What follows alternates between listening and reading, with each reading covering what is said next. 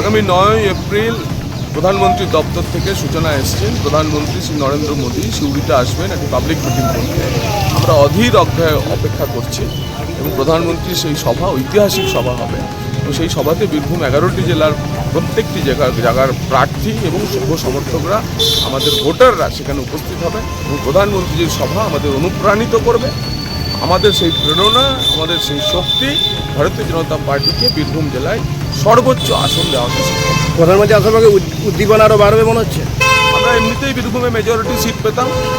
ভারতীয় জনতা পার্টির প্রতিটি আসনে যে আসনগুলি আমরা জিতবো সেখানে প্রধানমন্ত্রীর আসামানের ব্যবধান দ্বিগুণ করে দিয়ে যাবেন উনি।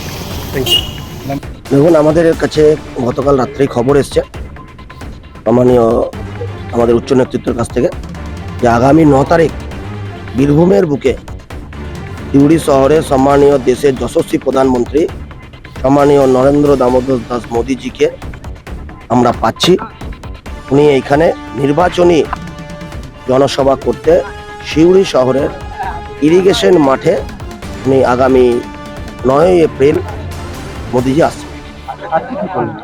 আজকে আমরা মাঠ পরিদর্শন করলাম, বাকি অফিসিয়াল অনেক কিছু ব্যাপার আছে সেইগুলো আমরা দেখার জন্য এখানে উপস্থিত হয়েছি। হ্যাঁ, জনসভা আমাদের এই মাঠে। শিডিউল বলতে উনি চাঁদমারির মাঠে যে সরকারি হেলিপ্যাড আছে ওখানে উনি নামবেন, তারপরে এখানে জনসভা করতে আসবেন। না, রোড শো নেই, বাই কারেই চাঁদমারি মাঠ থেকে ইরিগেশন মাঠ পর্যন্ত বাই রোডে আসবে।